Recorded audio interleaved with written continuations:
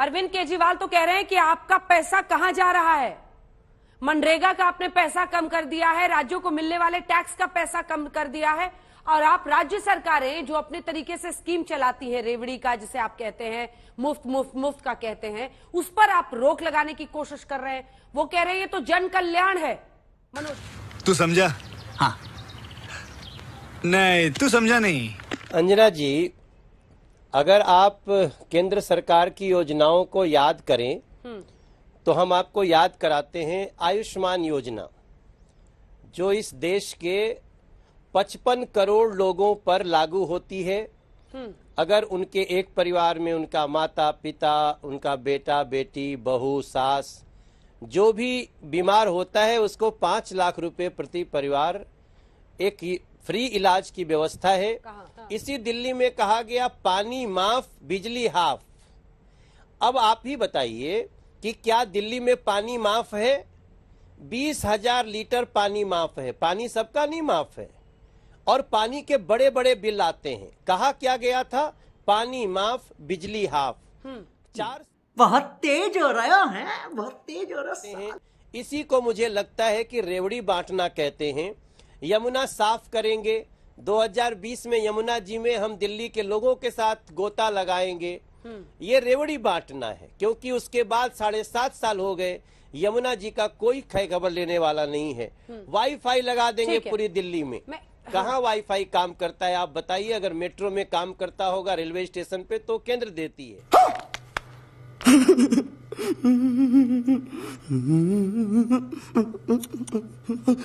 देखिए, पहली बात तो मनोज तिवारी जी ने एक बात बहुत अच्छी कही कि ये पैसा जनता का पैसा है।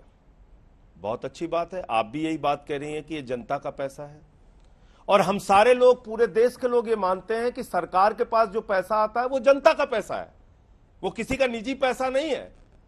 अंजना ओम कश्यप जी भी जो तनख्वाह पाती हैं वो बैंक में जमा करती हैं, और जो सामान खरीदती हैं उस पर सरकार को टैक्स देती हैं। मजा नहीं आ रहा है।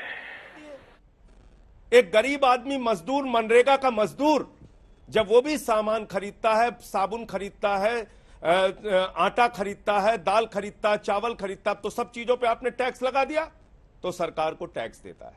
अरे भाई समझ के बोल रहा हूँ यार, बुरा लगता है भाई, आप लोग भी जानते हो यार। उसके घर में जो बचत होती है, छोटा व्यापारी हो, रेडी वाला हो, कर्मचारी हो, सेना का जवान हो, तो वो बैंक में पैसा, अपनी बचत का पैसा बैंक में जमा करता है। 2 तरह की अर्थव्यवस्था है।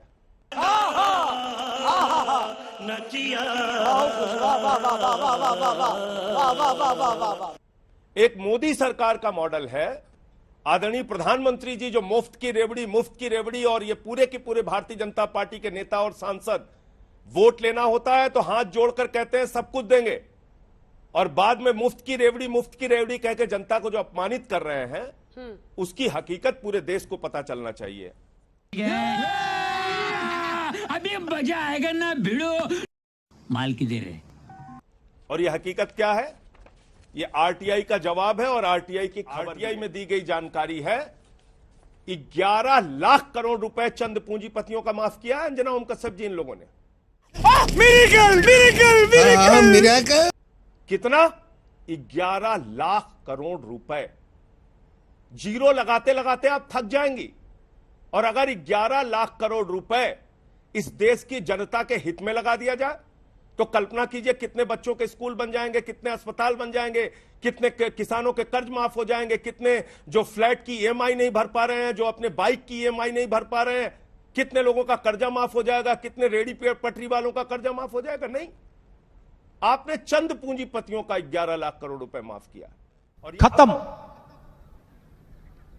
Bye bye, tata, goodbye, गया।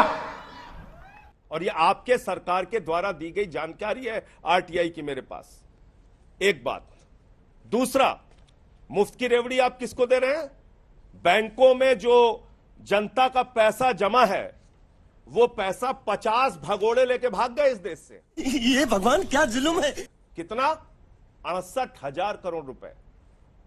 अंजना ओम कश्यप जी, मैं पूछ रहा था भारत की संसद में, मुझे जवाब मिला मंत्री जी का 3,000 करोड़ का बजट है 130 करोड़ की आबादी वाले देश के खेल बजट है 3,000 करोड़ रुपए देश का और 68,000 करोड़ रुपए लेके 50 लोग भाग गए।